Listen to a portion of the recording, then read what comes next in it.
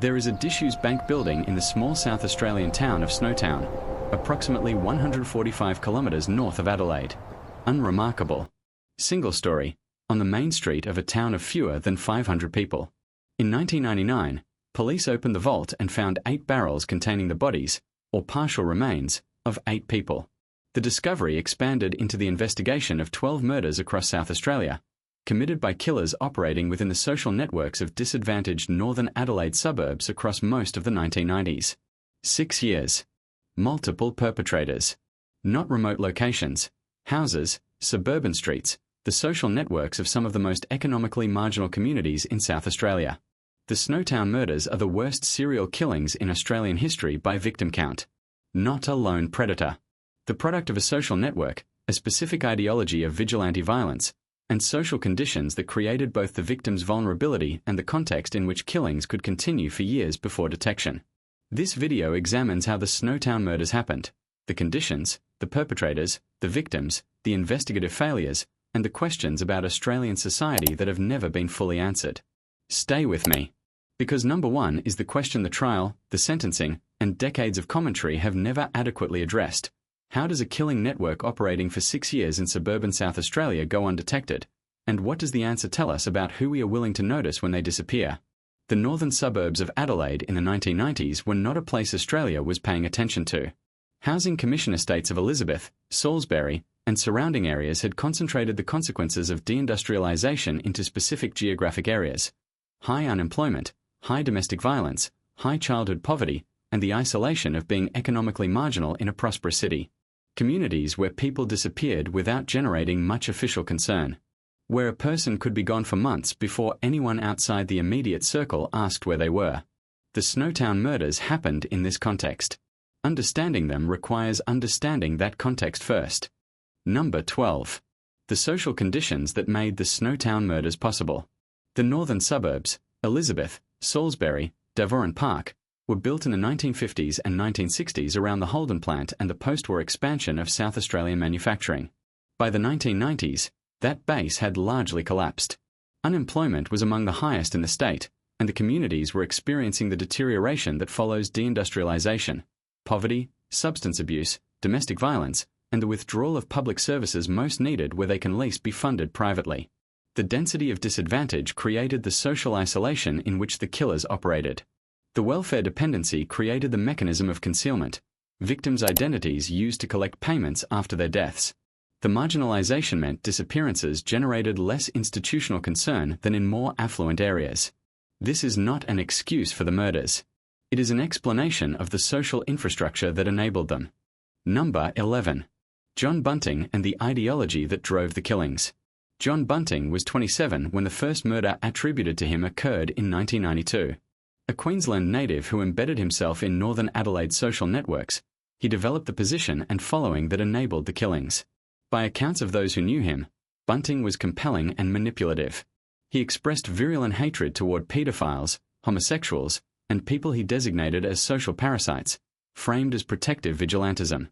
He claimed, without credible foundation, to know which community members had offended against children, presenting himself as a protector. The ideology had resonance. The northern Adelaide suburbs had real problems with child sexual abuse, and the desire for a protector was genuine. Bunting exploited it.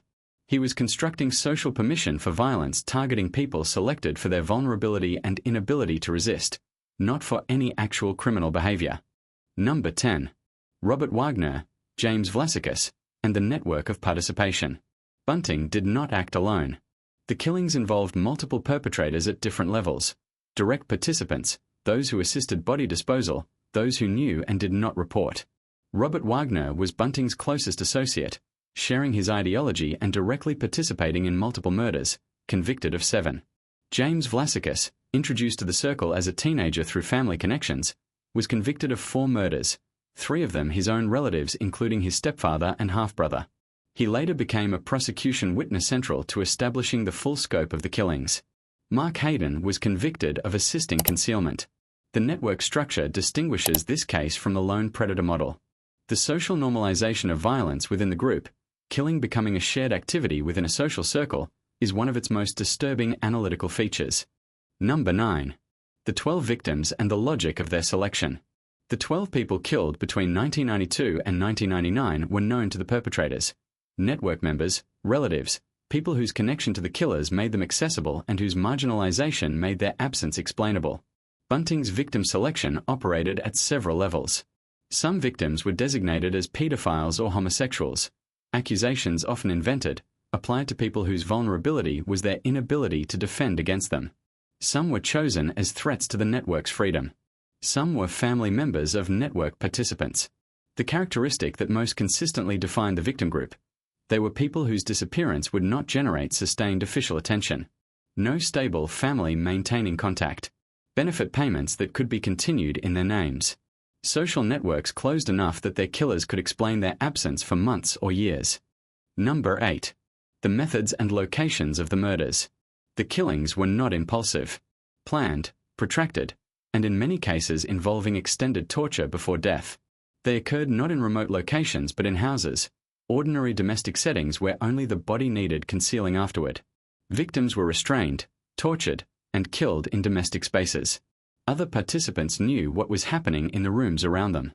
The Snowtown bank vault was the final stage of disposal, a practical solution to continuing collecting welfare payments while concealing the dead. Not the only disposal site. Other victims had been buried across South Australia. Snowtown broke the case open, but was not the entirety of what the network had concealed. Number 7. How the Snowtown murders were discovered and why it took so long. The investigation did not begin with a missing persons inquiry. It began with a routine welfare fraud check. In early 1999, Social Security investigators became suspicious about payments collected in the names of people who could not be located. Administrative concern about money, not people, was the trigger that produced the discovery of 12 murders. Investigators connected the cluster of unlocatable welfare recipients to a specific northern Adelaide social network, eventually reaching a Snowtown property where the vault lease had been taken in a perpetrator's name. Why did it take until 1999 to detect killings operating since 1992? The welfare fraud pathway was slow and indirect. The missing persons pathway had not generated comparable concern. Victims were from social groups whose disappearances did not trigger sustained official attention. The social network provided cover in a community where the chaos of people's lives made absence a less reliable signal. The detection came through money, not through concern for people. Number 6. The Snowtown trials and what they confirmed. The case produced 4 separate criminal proceedings. The primary trial began in 2003 and ran more than 11 months, the longest criminal trial in South Australian history. The prosecution established its case through forensic evidence and Vlasicus's testimony describing the circumstances of specific murders, the planning, the participation of each defendant, and the disposal, corroborated by forensic evidence and other witnesses. Bunting was convicted of 11 murders. Wagner, 7. Both received life sentences effectively permanent in duration. Vlasicus received a lesser sentence for cooperation and was released on parole in 2023, generating significant public controversy. The trial established the facts of what had happened. It did not fully answer how it had been allowed to happen for as long as it did. Number 5. The investigative and institutional failures that allowed 6 years of killing. Several potential detection points existed. Missing persons reports were filed for some victims and not followed up persistently enough. Welfare payment anomalies were visible before 1999. People in the surrounding network knew aspects of what was occurring and did not report it. The failure of the missing persons pathway is most significant. When people from marginalized communities disappear, the institutional response is frequently less urgent and persistent than for more connected groups. Victims were not the kind of people whose missing persons reports generated sustained police attention. Chaotic lives and patterns of moving without notice reduced the signal value of each disappearance enough that the pattern went undetected. The harder question: was the inadequate institutional response a failure of resources, a failure of priorities, or a reflection of systemic undervaluation of marginalized lives? The distinction matters. A resource failure is addressed by resourcing. A priority failure or systemic undervaluation requires something more fundamental. Number 4. The Northern Adelaide community after Snowtown. The murders were experienced as a revelation about what had been occurring within these communities' social networks for years, accompanied by the specific horror of retrospective understanding. People who had known the perpetrators, been in houses where killers gathered, heard the vigilante ideology without recognizing it as cover for killing. Those people had to process what the case revealed about the environment they had been living in. The communities also had to manage the stigma attached to the northern suburbs. Residents, the vast majority having nothing to do with the killings, lived with the reputation the case produced. Mental health and community support in the aftermath were inadequate, in communities with the least access to the resources trauma required. Number 3.